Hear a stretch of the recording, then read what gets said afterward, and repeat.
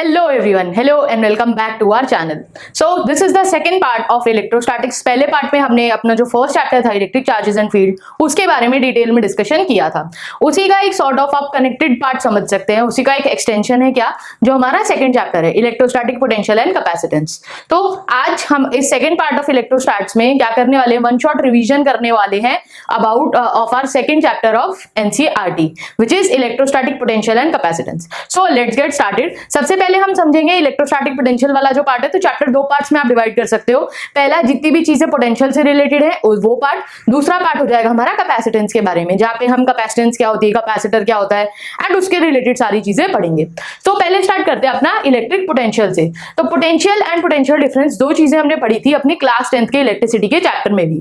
तो डिफरेंस क्या होता था बेसिकली, पोटेंशियल की जब हम बात कर रहे हैं तो पोटेंशियल हमेशा किसी एक पर्टिकुलर पॉइंट पे डिफाइंड होगा. मतलब हम बोल रहे हैं इलेक्ट्रिक पोटेंशियल तो वो किसी एक पर्टिकुलर पॉइंट के लिए डिफाइंड है. इलेक्ट्रिक पोटेंशियल होता क्या है, किसी एक गिवन पॉइंट पे कि उस यूनिट पॉजिटिव चार्ज को जो अभी उस पॉइंट पे लेकर आ रहे हैं, उस यूनिट पॉजिटिव चार्ज को इंफिनिटी से इस पॉइंट पर लाकर रखने में जो वर्क डन करना पड़ा उसको क्या कहेंगे, electric potential of that point. The work done in bringing a unit positive charge from infinity to that point, वो हो गया हमारा इलेक्ट्रिक पोटेंशियल. अब सिमिलरली अगर आपके पास दो पॉइंट्स है, दोनों का कुछ कुछ पोटेंशियल होगा, इन दोनों पॉइंट्स के पोटेंशियल के बीच में जो डिफरेंस है उसको क्या कह देते हैं, पोटेंशियल डिफरेंस. या फिर पोटेंशियल डिफरेंस को और कैसे डिफाइन कर सकते हैं, work done in taking a unit positive charge from one point two another against the electrostatic field. कैसे समझना है, मेरे पास एक पॉजिटिव, दोनों चार्जेस को एक साथ तो नहीं लेके आए होंगे. पहले हमने क्या करा, पहले हमने इलेक्ट्रिक पोटेंशियल समझा. हम एक चार्ज को इंफिनिटी से एक पॉइंट पे लाकर हमने उसको रखा, इलेक्ट्रिक पोटेंशियल आया हमारे पास. अब यहां पर ये एक चार्ज रखा है. जब ये चार्ज रखा है तो हमने क्या पढ़ा था, इस चार्ज के चारों तरफ एक इलेक्ट्रिक फील्ड होगी. तो उस फील्ड में आते ही कोई भी दूसरा चार्ज एक फोर्स एक्सपीरियंस करेगा जिसका नाम था इलेक्ट्रोस्टैटिक फोर्स. तो अब हम बोल रहे हैं अगर मैं एक पॉइंट चार्ज इस B पॉइंट से A पॉइंट पर लाकर रखने की कोशिश करूं तो वो मुझे उसके अंदर कितना वर्क डन करना पड़ेगा वो कैसे पता लगेगा, हमारा पोटेंशियल डिफरेंस है. तो potential difference is the work done in bringing this unit, एक दूसरा चार्ज हम लेके आ रहे हैं इस पॉइंट. पोटेंशियल डिफरेंस क्या हो जाएगा, जो ये पॉइंट चार्ज रखा था इसके पास हम दूसरे पॉइंट से एक चार्ज लेकर आ रहे होंगे. सो work done in bringing this unit positive charge from one point two other against the electrostatic force. किसकी इलेक्ट्रोस्टैटिक फोर्स के अगेंस्ट ला रहे हैं, जो चार्ज ऑलरेडी वहां पर रखा था. वो क्या हो जाएगा मेरा पोटेंशियल डिफरेंस. किसी भी पॉइंट के लिए इलेक्ट्रिक पोटेंशियल या पोटेंशियल डिफरेंस निकालेंगे कैसे, work done per unit charge, वो क्या देगा, इलेक्ट्रोस्टैटिक पोटेंशियल. ठीक है, यूनिट क्या हो जाएगी, वर्क होता है जूल में और चार्ज होता है कूलम में. तो जूल पर कूलम या फिर ऐसा यूनिट क्या होती है इसकी, वोल्ट्स. ठीक है, ये सब आपने 10th में पढ़ा हुआ है. नई चीज क्या है कि अब यहां पर ये पूरे फॉर्मूले की एक डेरिवेशन है छोटी सी, जो कि आपने डेरिवेशन वाली वीडियो में देखेंगे. अभी के लिए क्या याद रखना है कि जो पोटेंशियल डिफरेंस है V या पोटेंशियल, वो क्या हो जाएगा 1/4πε0 Q/R. ये कैसा सिमिलर दिख रहा है, थोड़ा थोड़ा जैसे हमने इलेक्ट्रिक फील्ड और फोर्स लिखी थी. तो अभी हम यहाँ पर एक छोटा सा चार्ट बनाकर समझेंगे रिलेशनशिप, ठीक है, सारी चीजों के बीच में. तो पोटेंशियल निकालना कैसे है, 1/4πε0 Q/R. ये 1/4πε0 और क्या था याद करो लास्ट वीडियो से, K. ठीक, अब ग्राफ हमने वहां पर इलेक्ट्रिक फील्ड के लिए भी देखे थे, इलेक्ट्रिक फील्ड वर्सेस डिस्टेंस जो r है and electric field versus 1/r का होल स्क्वायर, दो चीजों के ग्राफ देखे थे. तो हम बोल रहे हैं अब अगर मुझे पोटेंशियल और r के बीच में ग्राफ बनाना हो तो क्या दिख रहा है, v is inversely proportional to r. तो कैसा ग्राफ है, रेक्टेंगुलर हाइपरबोला. v का ग्राफ बनाना है 1/r से, तो 1/r के डायरेक्टली प्रोपोर्शनल है, तो स्ट्रेट लाइन ग्राफ. बोर्ड में बहुत बार ये ग्राफ आया हुआ है, इसको 2 स्टार लगाकर मार्क कर लेना है, याद रखनी है ये चीज. मार्क करने के लिए आ जाता है क्या, दो ग्राफ बनाकर दे देंगे, इनका नाम, एक ब्लैक का नाम लिख के दे देंगे A, रेड का दे देंगे B. आपको आइडेंटिफाई करना है कि किस चीज का ग्राफ है. तो हमेशा याद रखना है electric field is inversely proportional to r² and potential is inversely proportional to r. Power का डिफरेंस है. ठीक है, सो आप देख रहे हो जो इलेक्ट्रिक फील्ड है इनिशियली जब डिस्टेंस कम था तो वो ज्यादा थी, ग्रेजुअली वो ग्राफ थोड़ा सा स्टीप हो जाएगा एज कंपेयर टू पोटेंशियल. क्यों, क्योंकि यहाँ पर सिर्फ पावर 1 ही है r की. तो ऐसे याद रखना है, ये दोनों एक दूसरे को क्रॉस करेंगे और जो नीचे आपको कोई एक पार्ट याद रखो ग्राफ का, या तो ये वाला या तो ये वाला, कि V का ग्राफ इस वाले पोर्शन में अगर देखोगे तो V का ग्राफ ऊपर वाला होगा और इलेक्ट्रिक फील्ड का नीचे वाला होगा. बट ये चीज याद होनी चाहिए. नेक्स्ट हम आते हैं हमारी इलेक्ट्रिक फील्ड और पोटेंशियल के रिलेशन में. तो ये भी, इसके लिए भी एक बहुत छोटा सा डेरिवेशन है कि ये फॉर्मूला आता कहां से, अभी के लिए याद रखना है E = -dV/dr. मतलब electric field is given by minus of potential gradient. इसका मतलब क्या है, इलेक्ट्रिक फील्ड लाइन की डायरेक्शन में नेगेटिव साइन कैसे शो कर रहा है कि इलेक्ट्रिक फील्ड की डायरेक्शन में हमेशा पोटेंशियल कम हो रहा होगा। मैंने बोला अगर मेरी इलेक्ट्रिक फील्ड इस डायरेक्शन में है तो हम अगर इस पॉइंट से इस पॉइंट पर चलेंगे तो in the direction of electric field जो पोटेंशियल है मेरे पॉइंट्स का वो कम होता चला जाएगा। माइनस साइन मुझे ये चीज बता रहा है। एंड मैग्नीट्यूड वाइज अगर बात करें तो electric field will be equal to potential gradient, rate of change of potential with respect to the distance, मतलब dv by dr, ठीक है, या फिर v by r। अब दो चीजों की और बात करते हैं। पहला, अगर हमें पोटेंशियल निकालना है दो सिनेरियोज में, वो दो सिनेरियोज क्या है? अब पहला है अगर हमें डाइपोल के सेंटर पॉइंट्स ले रहे हैं, थोड़ा सा कंपैरिजन करने के लिए। अगर डाइपोल है, डाइपोल में क्या होता है? Equal and opposite charges separated by some distance. तो ये प्लस क्यू चार्ज है, ये माइनस क्यू। डाइपोल के सेंटर पे अगर आप देखोगे अब तो इलेक्ट्रिक फील्ड तो नॉन जीरो होगी। क्यों? जो पॉजिटिव चार्ज है, मान लो यहाँ पर टेस्ट चार्ज रखा है, टेस्ट चार्ज क्या होता है? पॉजिटिव। तो इलेक्ट्रिक, ये जो पॉजिटिव चार्ज है इसको रिपेल करेगा, नेगेटिव चार्ज भी इसको अट्रैक्ट करेगा। तो दोनों की जो फोर्स है इलेक्ट्रिक फील्ड है इस पॉइंट पे, दोनों चार्जेस की वजह से वो सेम डायरेक्शन में आई, तो इलेक्ट्रिक फील्ड तो कैसी हो गई? Non zero. अब पोटेंशियल कैसी क्वांटिटी था? एक स्केलर क्वांटिटी था, और पोटेंशियल में हमें साइन के साथ रखना है। तो प्लस क्यू की वजह से पोटेंशियल क्या होगा? K Q by r. Minus q की वजह से पोटेंशियल क्या होगा? Minus k Q by r. तो टोटल पोटेंशियल कितना हो जाएगा यहाँ पे? जीरो। सो डाइपोल के सेंटर में पोटेंशियल जीरो होता है और इलेक्ट्रिक फील्ड नॉन जीरो होती है। उसका दूसरा केस क्या हो सकता है? अगर सेम पोलैरिटी की चार्जेस रखे, मान लो इधर भी प्लस क्यू रखा है, इधर भी प्लस क्यू, मैग्नीट्यूड भी सेम है और आपका पोलैरिटी भी सेम है। अब अगर यहाँ पर हम सेंटर पॉइंट ले तो यहाँ पे क्या होगा? इलेक्ट्रिक फील्ड जीरो हो जाएगी। क्यों? ये प्लस क्यू इसको रिपेल करेगा, ये वाला प्लस क्यू इसको रिपेल करेगा, क्योंकि सेंटर पॉइंट है, डिस्टेंस इक्वल है, चार्ज सेम है, तो नेट इलेक्ट्रिक फील्ड यहाँ पे जीरो हो जाएगी। पोटेंशियल के साथ ऑन द अदर हैंड क्या होगा? इस वाले प्लस क्यू की वजह से के क्यू बाय आर, मान लो ये डिस्टेंस आर है, ये भी आर है, सिमिलरली यहाँ पे भी आर आर था, और इस प्लस क्यू की वजह से भी क्या होगा? K Q by r. तो जो आपका टोटल पोटेंशियल है वो कितना हो जाएगा? 2 के Q by R. So like charges के केस में, सेम पोलैरिटी के चार्जेस के केस में सेंटर पे इलेक्ट्रिक फील्ड जीरो होगी, पोटेंशियल नॉन जीरो होगा। डाइपोल के केस में जस्ट उल्टा, potential zero and electric field non zero हो जाएगी। ठीक है, अब यहीं से जो हमारा ये वाला फॉर्मूला था, अगर आप dr को इधर दूसरी साइड ले जाके लिख दोगे इलेक्ट्रिक फील्ड के साथ, तो पोटेंशियल आप और कैसे निकाल सकते हो? Minus of E dot dr के इंटीग्रेशन से। ठीक, वर्क डन निकालना है, वर्क डन क्या हो जाएगा? Q into V. तो वर्क डन क्या हो जाएगा? Q, और पोटेंशियल कैसे निकाल रहे थे? E इंटू dl से, तो वर्क डन हम Q E डॉट dl से भी निकाल सकते हैं। अब एक बहुत इंपॉर्टेंट चीज की बात करते हैं, इक्विपोटेंशियल सरफेस। इक्विपोटेंशियल सरफेस से बोर्ड के एग्जाम में एक क्वेश्चन आना ही आना है फॉर श्योर, याद रखना ये बात। ठीक है, इक्विपोटेंशियल सरफेस होती क्या है? कोई भी ऐसी सरफेस जहां पर जिसके हर पॉइंट पर जो पोटेंशियल है वो सेम हो। पोटेंशियल जीरो मत लिख देना, बहुत कॉमन कंफ्यूजन है। इक्विपोटेंशियल सरफेस क्या है? एक ऐसी सरफेस, मान लो मैंने एक ऐसे कोई भी आर्बिट्ररी सरफेस बनाई, अब मैंने बोला अगर ये सरफेस इक्विपोटेंशियल सरफेस है, इक्वी पोटेंशियल मतलब इक्वल पोटेंशियल, मतलब इस सरफेस पे मैं कोई भी पॉइंट ले लूं, किसी भी 2 3 इनफाइनाइट पॉइंट्स ले लूं इस सरफेस पे, इस सरफेस के हर पॉइंट पर पोटेंशियल सेम होगा। मान लो मैंने बोला अगर 1 वोल्ट पोटेंशियल है इस पॉइंट पे, तो यहाँ पर भी 1 वोल्ट पोटेंशियल होगा, यहाँ पे भी। कोई भी ऐसी सरफेस जिसके हर पॉइंट पर पोटेंशियल सेम हो उसको क्या कहेंगे? Equipotential surface. तो अब एक कॉमन सी चीज है क्या? अगर पोटेंशियल सेम है, so work done in moving a positive charge, in moving a test charge या कोई भी charge on equipotential surface will be zero. क्यों? क्योंकि वर्क डन क्या होगा? Q into potential difference. Potential difference कितना हो जाएगा इक्विपोटेंशियल सरफेस पे? Zero. So work done in moving a charge over a equipotential surface will always be zero. क्यों? क्योंकि इक्विपोटेंशियल सरफेस पे दोनों पॉइंट्स पे जो आपका पोटेंशियल है वो इक्वल होगा, तो पोटेंशियल डिफरेंस जीरो हो जाएगा। एक दूसरा कॉमन क्वेश्चन जो बोर्ड में बहुत बार आया हुआ है इक्विपोटेंशियल सरफेसेस बनाने के लिए, तो जब हम, जैसे आप ये फर्स्ट वाला केस देखोगे, ये किसके लिए? Uniform electric field. ये है आपकी electric field. Uniform electric field के केस में इक्विपोटेंशियल सरफेसेस कैसी होंगी? ये बेसिकली आपके, जैसे आपने मान लो शीट रखी है पेपर की, ऐसे perpendicular to this electric field lie करेगा इक्विपोटेंशियल सरफेस का जो एक्सिस है। ठीक है, ऐसे खड़ी हुई है ये शीट इलेक्ट्रिक फील्ड के परपेंडिकुलर, मतलब ऐसा समझो शीट से बाहर निकल रहा है इलेक्ट्रिक फील्ड। सो ये हो जाएगी equipotential surfaces in case of uniform electric field. एक और कॉमन क्वेश्चन क्या आता है कि अगर इलेक्ट्रिक फील्ड नॉन यूनिफॉर्म है तब क्या होगा? नॉन यूनिफॉर्म के केस में याद रखना है, अभी तो ये डिस्टेंस इक्वल होगा, मान लो जैसे ये डिस्टेंस d है, ये भी d होगा, सारी इक्विपोटेंशियल सरफेसेस इक्वल डिस्टेंस पे स्प्रेड होंगी। और यहां पर अगर इक्विपोटेंशियल सरफेस इक्वल डिस्टेंस पे स्प्रेड, ये मत लिख देना कि v1 v2 v3 इक्वल होगा, नो। V1 पे इस शीट पर ये एक इक्विपोटेंशियल सरफेस है, यहां पर कोई भी पॉइंट लोगे सब पे पोटेंशियल V1 होगा, यहां पर कोई भी पॉइंट लोगे सब पे पोटेंशियल V2 होगा। बट अगर आप यहां से यहां मूव कर रहे हो, इस शीट से इस शीट के एक पॉइंट पे मूव करोगे, तब ये वर्क डन 0 नहीं होगा। क्यों? क्योंकि ये दोनों दो अलग अलग इक्विपोटेंशियल सरफेसेस हैं। ठीक है, सो अब कौन सा हमने देखा है, इलेक्ट्रिक फील्ड के डायरेक्शन में हमेशा क्या होता है, पोटेंशियल डिक्रीज होगा। सो यहां पर V1 की वैल्यू सबसे बड़ी होगी, V2 की उससे बड़ी होगी, और V3 सबसे छोटा, फिर V2, फिर V1। ये ऑर्डर याद रखना है। नॉन यूनिफॉर्म इलेक्ट्रिक फील्ड के केस में क्या होगा, ये जो डिस्टेंस डी है ये इक्वल नहीं रहेगा, क्योंकि इलेक्ट्रिक फील्ड नॉन यूनिफॉर्म होगी। मतलब हम बोल रहे हैं इस रीजन में अगर इलेक्ट्रिक फील्ड ज्यादा है, इसमें कम है, तो potential surface, equipotential surfaces gradually थोड़ा पास आने शुरू हो जाएंगे।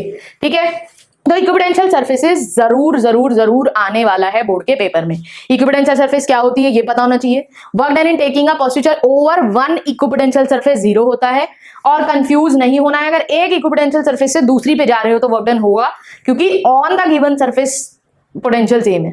बट दो इक्विपोटेंशियल सरफेस में अगर आप मूव कर रहे हो तो अलग अलग पोटेंशियल उनका होगा, और इक्विपोटेंशियल सरफेस आपको बनानी आनी चाहिए फॉर श्योर। ठीक है, दूसरा इंपॉर्टेंट चीज क्या है, equipotential surface of a unit positive charge या यूनिट नेगेटिव चार्ज या कोई भी आइसोलेटेड चार्ज के लिए बनाने के लिए आ सकती है। सो कैसी होगी इक्विपोटेंशियल सरफेस, कंसेंट्रिक सर्कल्स होते हैं। अब याद रखना है पॉजिटिव चार्ज से हमेशा इलेक्ट्रिक फील्ड निकलती है। ठीक है, तो ये जो सर्कल है अंदर वाला, ये एक पॉजिटिव एक इक्विपोटेंशियल सरफेस हो गई, बाहर वाला सर्कल दूसरी, ये तीसरी इक्विपोटेंशियल सरफेस, ये चौथी। अगर आपसे कोई पूछ ले कि कहां पर पोटेंशियल ज्यादा होगा, मान लो इस पे मैंने बोला ये हो गया V1, ये हो गया V2, ये हो गया आपका V3 और ये हो गया V4। ठीक है, ऑर्डर लिखना आपको V1, V2, V3, V4 का। इलेक्ट्रिक फील्ड की डायरेक्शन में हमेशा क्या होगा, पोटेंशियल डिक्रीज होगा। तो ऑर्डर क्या हो जाएगा, V4 सबसे छोटा होगा, फिर V3, फिर V2, फिर V1। इसका जस्ट ऑपोजिट ऑर्डर हो जाएगा किस केस में, यदि ये चार्ज नेगेटिव होता। क्यों? अगर ये चार्ज नेगेटिव होता तो इलेक्ट्रिक फील्ड बाहर निकलने की बजाय अंदर आ रही होती, क्योंकि नेगेटिव चार्जेस पे टर्मिनेट होती है। तो इलेक्ट्रिक फील्ड अंदर आएगी, तो ग्रेजुअली जैसे जैसे आप अंदर मूव करोगे पोटेंशियल कम होगा इलेक्ट्रिक फील्ड की डायरेक्शन में। तो इसका उल्टा ऑर्डर हो जाएगा फॉर नेगेटिव चार्ज। तो इक्विपोटेंशियल सर्फेसेस जरूर आने वाली है। तो अगर आपको कोई भी डाउट हो इसमें तो you can drop in the comment section. Moving forward, अब हम देख रहे हैं, मेरे को पता है 3 चीजें होती हैं। क्या? पहला कंडक्टर मुझे पता है कोई भी ऐसा सब्सटेंस जिसके अंदर फ्री इलेक्ट्रॉन्स होते हैं वो इजीली इलेक्ट्रिसिटी को कंडक्ट कर देता है, वो कंडक्टर होता है। इंसुलेटर हमने बचपन में पढ़ा है, जो भी ऐसा मटेरियल हो जो इलेक्ट्रिसिटी कंडक्ट नहीं करा सकता है उसको हम क्या कहते हैं, इंसुलेटर। एक स्पेशल टाइप ऑफ कंडक्टर आता है, एक स्पेशल टाइप ऑफ मटेरियल आता है जिसको कहते हैं डाइइलेक्ट्रिक। डाइइलेक्ट्रिक होता क्या है, बेसिकली कोई ऐसा मटेरियल जो खुद से इलेक्ट्रिसिटी कंडक्ट नहीं करेगा कंडक्टर की तरह, बट अगर आप उसको इलेक्ट्रिक फील्ड में रख दो तो डाइइलेक्ट्रिक की कुछ ऐसी प्रॉपर्टीज हैं कि वो अपने अंदर इलेक्ट्रिक फील्ड इंड्यूस करके करंट कंडक्ट करा सकता है। ठीक है, सो हम वही बात यहां पर करने वाले हैं, स्पेशली फॉर अ कंडक्टर। हम पहले यहां पर देख रहे हैं the behaviour of a conductor in a electrostatic field. Conductor की इलेक्ट्रिक फील्ड के बारे में कुछ बहुत इंपॉर्टेंट कंक्लूजन्स यहां पर लिखे हुए हैं, वो हम डिस्कस करेंगे। यहां से भी एक क्वेश्चन जरूर बोर्ड एग्जाम में आने वाला है, या तो ये कॉन्सेप्ट आपको कहीं डायग्राम बनाने में यूज होगा, मतलब इलेक्ट्रिक फील्ड लाइंस, या एमसीक्यू में, या फिर किसी भी सब्जेक्टिव क्वेश्चन में, बट ये कॉन्सेप्ट जरूर इसके ऊपर एक क्वेश्चन आने वाला है बोर्ड एग्जाम में।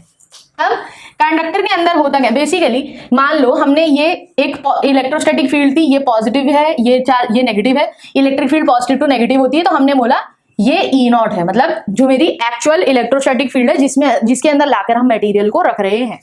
हमने ये एक मटेरियल लाके रखा, हमने बोला अगर ये कोई कंडक्टर है तो कंडक्टर के केस में क्या होगा, इसके अंदर कंडक्टर हो चाहे डाइइलेक्ट्रिक, ठीक है, इंसुलेटर के अलावा कंडक्टर या डाइइलेक्ट्रिक दोनों में ही इलेक्ट्रिक फील्ड इंड्यूस होगी।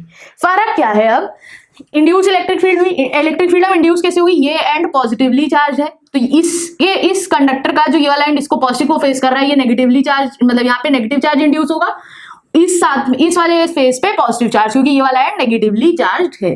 ठीक है, अब इस जो भी स्लैब रखा है, जो भी मटेरियल रखा है, इसके अंदर इलेक्ट्रिक फील्ड देखो ऑपोजिट डायरेक्शन में आ गई, पॉजिटिव टू नेगेटिव, इसको बोल दिया ईपी, इंड्यूस्ड इलेक्ट्रिक फील्ड। ठीक है, अब कंडक्टर और डाइइलेक्ट्रिक में बस फर्क क्या होगा, कंडक्टर के केस में कंडक्टर क्योंकि बहुत जल्दी इलेक्ट्रिसिटी कंडक्ट करा देता है, तो कंडक्टर के पास ये प्रॉपर्टी है कि कंडक्टर जितनी इलेक्ट्रिक फील्ड बाहर अप्लाई की हुई है उसके बराबर की अपने अंदर कंडक्टर इलेक्ट्रिक फील्ड इंड्यूस कर लेता है।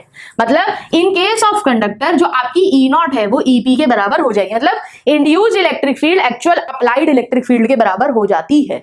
इस वजह से जो कंडक्टर के अंदर जो भी नेट इलेक्ट्रिक फील्ड है वो कितनी हो जाएगी, 0। कंडक्टर के अंदर अब अगर आप देखोगे यहाँ ये जो नेट इलेक्ट्रिक फील्ड है ये वो कितनी हो जाएगी, ई नॉट माइनस ईपी, ये कंडक्टर के अंदर है, ठीक है। E naught minus EP net electric field हो गई, क्योंकि ई नॉट इस डायरेक्शन में लग रही है, ईपी इस डायरेक्शन में।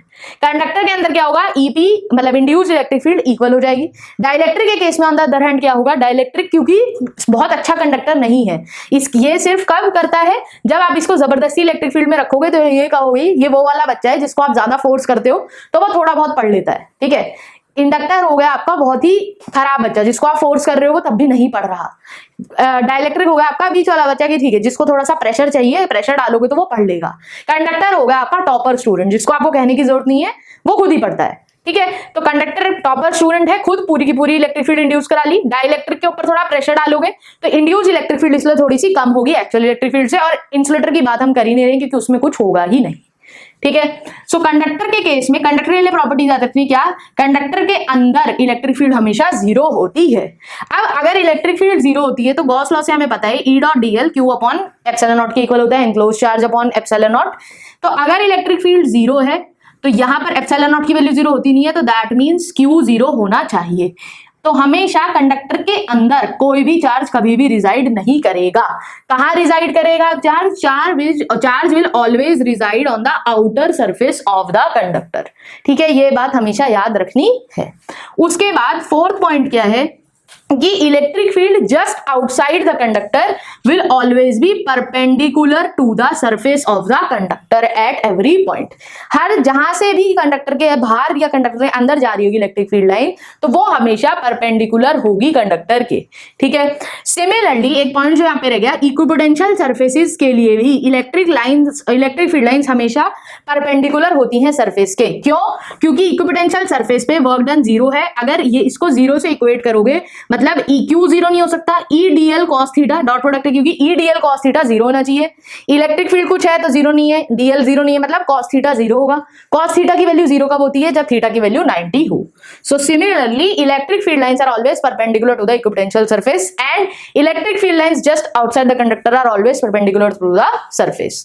फिफ्थ पॉइंट क्या है कि जो पोटेंशियल है, अब मुझे पता है इलेक्ट्रिक फील्ड क्या होती है, पोटेंशियल ग्रेडियंट के इक्वल होती है, E equal to minus dV by dr। Electric field जो अंदर है कंडक्टर की कितनी थी, 0, मतलब dV बाई dr 0 होना चाहिए। किसी भी चीज का डिफरेंशिएशन 0 कब होता है, जब वो कांस्टेंट हो। सो इसका मतलब अगर इलेक्ट्रिक फील्ड कांस्टेंट है तो पोटेंशियल इलेक्ट्रिक फील्ड 0 है तो पोटेंशियल कांस्टेंट होगा। सो V is electric potential is always constant with in and at the surface of the each conductor, ठीक है। लास्ट पॉइंट क्या है कि चार्ज एनक्लोज्ड 0 होगा कंडक्टर के अंदर, इलेक्ट्रिक फील्ड कंडक्टर के अंदर 0 होगी, बट सरफेस पे जो चार्ज डिसाइड कर रहा है मतलब सरफेस चार्ज डेंसिटी वो हर पॉइंट पर अलग हो सकती है। जैसे अगर चार्ज नेगेटिव होगा तो इलेक्ट्रिक फील्ड जो चार्ज डेंसिटी है सरफेस चार्ज डेंसिटी वो भी नेगेटिव होगी 0 से छोटी। चार्ज पॉजिटिव होगा तो सरफेस चार्ज डेंसिटी भी पॉजिटिव होगी, जैसे आपको यहाँ डायग्राम में दिख रहा है, ठीक है। these 6 points should be on your tips. Conductor के केस में जो भी इलेक्ट्रिक फील्ड के लिए पॉइंट्स समझे हैं ये बहुत ज्यादा इंपॉर्टेंट पॉइंट्स हैं, जरूर क्वेश्चन आने वाला है, ठीक है। एक लास्ट कॉन्सेप्ट और पढ़ते हैं अभी कैपेसिटर पे मूव करने से पहले, इलेक्ट्रोस्टैटिक शील्डिंग। तो इलेक्ट्रोस्टैटिक शील्डिंग इसी चीज के ऊपर बेस्ड है जो हमने पहला पॉइंट पढ़ा है। बेसिकली इलेक्ट्रोस्टैटिक शील्डिंग हम क्या करना चाहते हैं, इलेक्ट्रोस्टैटिक फोर्स से मतलब किसी भी एक्सटर्नल इलेक्ट्रिक फील्ड से शील्ड करना चाहते हैं, मतलब बचाना चाहते हैं। तो बचाने के लिए क्या करना है, मोटा मोटा कॉन्सेप्ट क्या है, जिस भी चीज को आपको एक्सटर्नल इलेक्ट्रिक फील्ड से बचाना है आप उसको उठाकर कंडक्टर के अंदर रख दो। क्यों, क्योंकि कंडक्टर के अंदर इलेक्ट्रिक फील्ड और चार्ज दोनों 0 है। तो जैसे कि जो हमारी टीवी की केबल्स होती हैं या जो हमारा हाई वोल्टेज जनरेटर होता है उनको हमेशा ऐसे केजेस के अंदर रखा जाता है। उस केज को क्या बोल देते हैं, फैराडे केज। उस केज के अंदर मेटेलिक केज होता है, मतलब कंडक्टर होता है, एक कंडक्टर के अंदर आपने रख दिया तो कंडक्टर के अंदर कोई भी चार्ज और कोई भी इलेक्ट्रिक फील्ड नहीं रिजाइड करेगी। तो वो क्या हो जाएगा, इस कॉन्सेप्ट को कहते क्या है, इलेक्ट्रोस्टैटिक शील्डिंग। और जो भी ऑब्जेक्ट को आपने रखा है वो क्या हो गया, इलेक्ट्रोस्टैटिक फोर्स से शील्ड हो गया होगा, ठीक है। So this was all about potential difference, equipotential surface and जो मोस्ट इंपॉर्टेंट पार्ट हमने देखा behaviour of a conductor in electrostatic field. अब हम देखते हैं नेक्स्ट कैपेसिटर के बारे में, थोड़ी सी चीजें पढ़ेंगे, कैपेसिटेंस क्या होती है, कैपेसिटर क्या होता है एंड डिफरेंट सिनेरियोज में देखेंगे कैपेसिटेंस निकालना। ठीक है, सो लेट्स मूव। तो अब हम बात करने जा रहे हैं अबाउट कैपेसिटर एंड कैपेसिटेंस। तो सबसे पहले समझते हैं इलेक्ट्रिकल कैपेसिटेंस होती क्या है। It is the ability of a conductor to store a charge. मतलब हम बोल रहे हैं एक कंडक्टर है, अगर जो जितना बड़ा कंडक्टर होगा उतना ज्यादा चार्ज स्टोर कर सकता है। तो हम ये बताना चाहते हैं कौन सा कंडक्टर की कितनी एबिलिटी है चार्ज स्टोर करने की। ठीक है, जैसे कि अगर मेरे पास एक 120 वोल्ट की बैटरी है, एक 220 वोल्ट की बैटरी है, तो ऑफकोर्स ही बात है 120 वोल्ट वाली बैटरी के पास थोड़ा कम चार्ज होगा, 220 वाली वोल्ट बैटरी के पास थोड़ा ज्यादा चार्ज होगा। तो हम यहां से क्या बोल सकते हैं कि charge is directly proportional to the potential difference या फिर वोल्टेज। ठीक, तो अगर चार्ज V के डायरेक्टली प्रोपोर्शनल होगा, हम डायरेक्टली प्रोपोर्शनल का साइन हटा के इक्वल टू का साइन लगाएंगे तो एक कांस्टेंट ऑफ प्रोपोर्शनैलिटी आएगा। वो कांस्टेंट ऑफ प्रोपोर्शनैलिटी इस केस में क्या होगा, C means capacitance of that particular conductor. ठीक है, अब अगर आपको ये कांस्टेंट कैलकुलेट करना है तो C किसके इक्वल हो जाएगा, कैपेसिटेंस कैसे मिलेगी किसी भी कंडक्टर की, Q/V से। जैसे फॉर एग्जाम्पल अगर आपको स्फेरिकल कंडक्टर के लिए कैपेसिटेंस कैलकुलेट करनी है तो हर चीज के लिए जो भी कोई सेटअप गिवन हो उस हर सिनेरियो में कैपेसिटेंस निकालने के लिए करना क्या है, पहले पोटेंशियल लिखना है, V लिखना है। V लिखना हमको आता है जो हमने अभी पिछले पार्ट में देखा था, और उसके बाद Q/V निकाल देना है आपको, उससे आपको कैपेसिटेंस का फॉर्मूला मिल जाएगा। जैसे स्फीयर के केस में अगर एक आइसोलेटेड चार्ज एक स्फेरिकल कंडक्टर है, स्फेरिकल कंडक्टर के सेंटर में अगर आप पोटेंशियल देखोगे तो पोटेंशियल कितना आएगा, KQ/R। ठीक, तो जैसे अगर स्फेरिकल कंडक्टर के लिए आपको कैपेसिटेंस निकालना तो आपको पता है V क्या है, KQ/R। ठीक, KQ/R है, इसको इस पूरी चीज को Q से डिवाइड कर दो। अब अगर इसको Q से डिवाइड करोगे, Q से Q कट गया, R/K हो गया। K क्या होता है, 1/4πε0। तो आपकी कैपेसिटेंस कितनी आ गई, 4πε0R। ठीक है, तो ये तो हो गया आपके स्फेरिकल कंडक्टर के केस में। अब मेरा क्वेश्चन है कि अगर मुझे ये कंडक्टर जो है, मेरे पास एक लिमिटेड साइज था कंडक्टर का, बहुत बड़ा कंडक्टर भी हम नहीं बना सकते, मुझे अब छोटे साइज में ज्यादा चार्ज स्टोर करना है, मतलब मुझे इसी गिवन कंडक्टर की, गिवन साइज के कंडक्टर की कैपेसिटेंस को बढ़ाना है, कैपेसिटी को बढ़ाना है, तो उसका क्या तरीका है। ठीक है, तो अब हम क्या बोलेंगे कि हम खाली कंडक्टर यूज करने की बजाय क्या यूज कर लें, एक डिवाइस कैपेसिटर।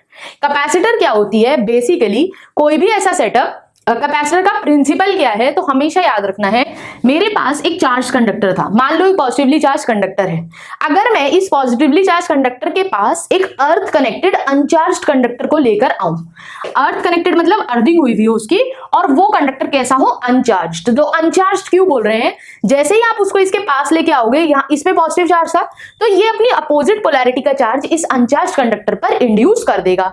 ये पॉजिटिवली चार्ज था तो यहाँ अनचार्ज वाले कंडक्टर पे नेगेटिव चार्ज दिख रहा है, बाहर की साइड में क्यों नहीं दिख रहा है, क्योंकि अर्थिंग है हो रखी है इसकी। तो अब होगा क्या, आप देखो पॉजिटिव और नेगेटिव एक तरीके से दोनों, अगर इनको आप मेटल प्लेट्स की तरह देखोगे तो ये सेटअप को क्या बोलते हैं, कैपेसिटर। इसको कैपेसिटर क्यों बोल रहे हैं, क्योंकि अब मेरी जो कैपेसिटेंस है इस अकेले कंडक्टर की वो इंक्रीज हो गई। ठीक है, चार्ज अभी भी एक ही कंडक्टर पे दिया था हमने, चार्ज सिर्फ यही वाला कंडक्टर है, बट इसकी कैपेसिटी इंक्रीज हो गई किसकी हेल्प से, एक दूसरे कंडक्टर की हेल्प से। अब क्योंकि यहाँ पर दो पैरेलल प्लेट्स हैं तो इसको क्या बोल दिया, पैरेलल प्लेट कैपेसिटर। दो स्फेरिकल कंडक्टर ले आओगे तो क्या हो जाएगा, स्फेरिकल कैपेसिटर। तो पैरेलल प्लेट कैपेसिटर के केस में कैपेसिटेंस का फॉर्मूला क्या आता है, A/0/d। यहाँ पर हम सिर्फ डायरेक्टली फॉर्मुलेस देख रहे हैं, फॉर्मूला आया कहां से वो कहां देखेंगे, डेरिवेशन वाली वीडियो में। ठीक है, तो C क्या हो जाएगा, A/0/d। अब मुझे अगर फर्दर इंक्रीज करनी है इसकी कैपेसिटेंस तो मैं क्या करूं, इसको उठाकर पानी में या किसी ऐसे मीडियम में रख दूं जिसका डाइलेक्ट्रिक कांस्टेंट बहुत ज्यादा हाई हो। उससे क्या होगा, जब आप किसी मीडियम में रख दोगे तो मीडियम में कैपेसिटेंस कितनी हो जाएगी, K times of C0, where K is the dielectric constant of the medium.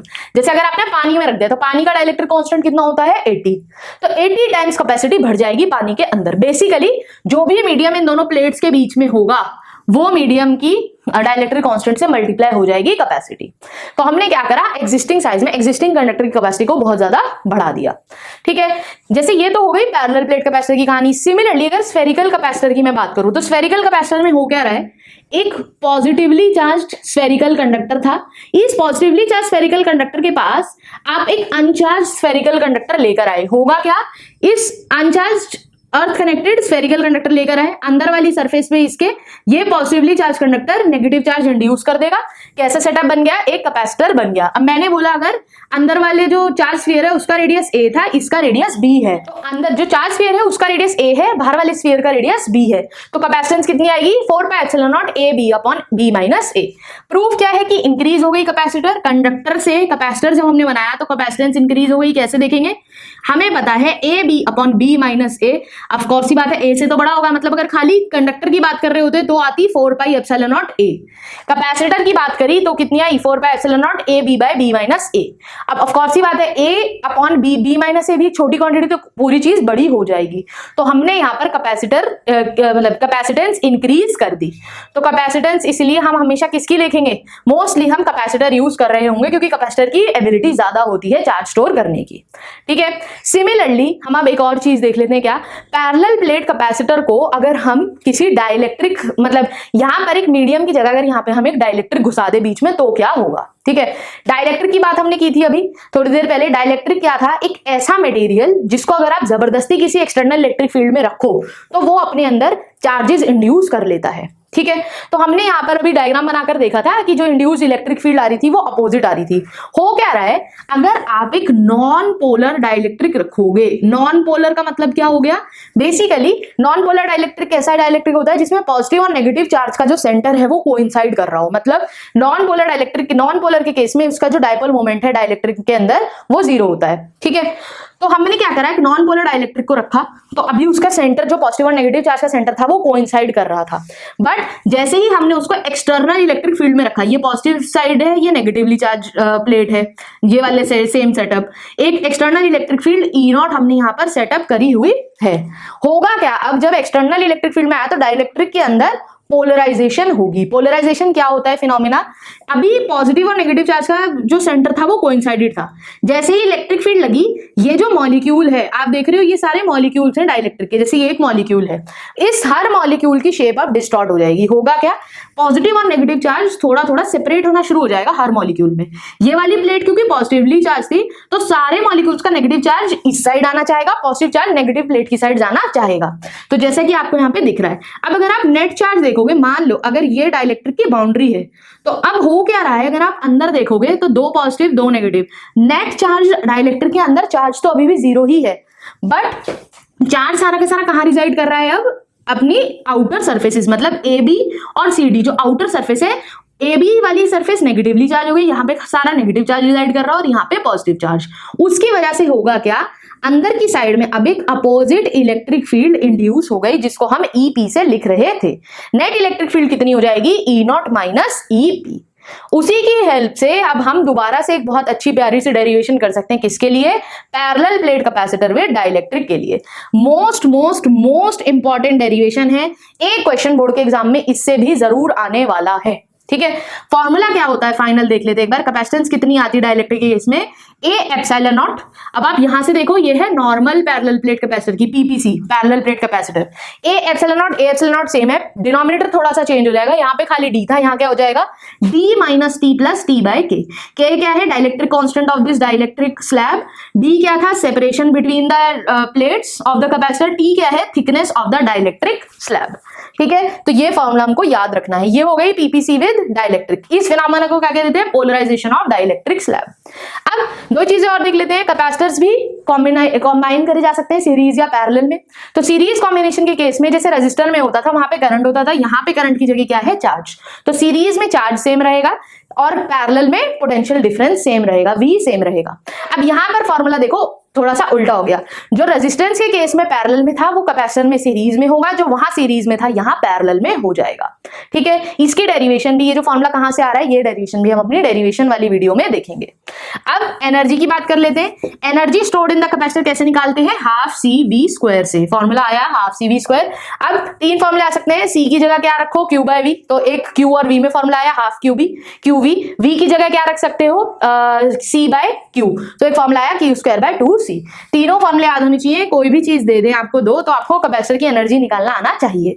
ये एक्सप्रेशन की डेरिवेशन भी हम देखेंगे अपनी नेक्स्ट वीडियो में। अब एक इंपॉर्टेंट फैक्ट क्या है कि कैपेसिटर सीरीज में हो या पैरेलल में जो भी टोटल एनर्जी है वो हमेशा इंडिविजुअल कैपेसिटर्स की एनर्जी के सम के बराबर ही होगी। क्यों? Energy can neither be created nor be lost. ठीक है, ये हो गई एनर्जी की बात। सिमिलरली पैरेलल प्लेट कैपेसिटर के केस में हम एनर्जी निकालने की बजाय क्या निकालते हैं? एनर्जी डेंसिटी, मतलब एनर्जी पर यूनिट वॉल्यूम। जो भी है एनर्जी आई हाफ सी वी स्क्वायर, ये बेसिकली आ कहां से रहा है? Half C V square divided by the volume of the parallel plate capacitor. Volume क्या हो जाएगी? Area into the separation. ठीक है, एरिया ऑफ प्लेट ए था, सेपरेशन डी था। तो आप जब यहां पर सी की जगह A epsilon nought by D रखोगे, ए से ए कट जाएगा, वहां से सिंप्लीफाई करके फॉर्मूला आ रहा है energy density. Minded, this is not energy, this is energy density. कितनी आएगी? Half epsilon not E square. This is the energy density in parallel plate capacitor. Last and important चीज क्या है? Common potential. मेरे पास दो capacitor थे, इसका capacitance C1 था, पोटेंशियल V1 था, ये C2 था, V2 था। यहाँ पर चार्ज हो गया Q1, Q1 किसके इक्वल हो जाएगा? C1 V1 के। यहाँ पे चार्ज है Q2 C2 V2 के। ठीक है, मान लेते हैं Q1 और Q2 की वैल्यू भी अलग है, मतलब यहाँ पे मान लो 10 कूलम चार्ज था, यहाँ पे 20 कूलम चार्ज था। तो अब होगा क्या? ये यहाँ पे पोटेंशियल भी दोनों अलग अलग है, कैपेसिटर भी अलग अलग है, सारी चीजें अलग अलग है। मैंने क्या करा? मैंने अब इन दोनों कैपेसिटर को एक तार के थ्रू जोड़ दिया, दोनों को एक सेम तार के थ्रू जोड़ दिया। तो ये मत बोलना अब कि चार्ज हाफ हाफ हो जाएगा। नो, चार्ज हाफ क्यों नहीं होगा? क्योंकि चार्ज हमेशा किसके डायरेक्टली प्रोपोर्शनल होगा? जो भी उसकी कैपेसिटी है उसके। मतलब चार्ज बेसिकली आपका, आप अब ये नहीं कह सकते कि अगर चार्ज आधा आधा हो जाएगा, मतलब एक छोटे कैपेसिटर को भी आप जबरदस्ती 50 कूलम का चार्ज दे दोगे, वो लेगा ही नहीं। तो हमेशा क्या होगा? ये जो पोटेंशियल है V1 और V2, ये पोटेंशियल इक्वल होकर एक कॉमन पोटेंशियल V पर आएंगे। कभी भी ये नहीं बोलना है कि चार्ज दोनों में आधा आधा हो जाएगा। नो, पोटेंशियल हमेशा एक सेम वैल्यू पर आएंगे। पोटेंशियल इक्वलाइज होगा दोनों कैपेसिटर का। पोटेंशियल इक्वलाइज होने के लिए होगा क्या? कुछ चार्ज, एक जो जिसके पास ज्यादा चार्ज होगा वो कुछ चार्ज दूसरे को देगा और दूसरा ये वाला लूज करेगा। ठीक है, तो हो क्या रहा है? कॉमन पोटेंशियल पे पहुंचने के लिए चार्ज का आदान प्रदान हो रहा है, बट चार्ज इक्वल नहीं हो रहा। क्या इक्वल हो रहा है? पोटेंशियल। और वो कॉमन पोटेंशियल कैसे निकालेंगे? C1 V1 plus C2 V2 bye C1 plus C2। ये क्या हो गया बेसिकली आपका? ये हो गया आपका Q1 प्लस Q2 के इक्वल, अगर ध्यान से देखोगे। और ये हो गया आपका C1 प्लस C2। मतलब आप ऐसे देख सकते हो कि this is total charge divided by total capacity of this system. तो ये हो गई कॉमन पोटेंशियल की कहानी। And this brings us to the end of this chapter. In case you have any doubts, you can post your doubts in the comment section.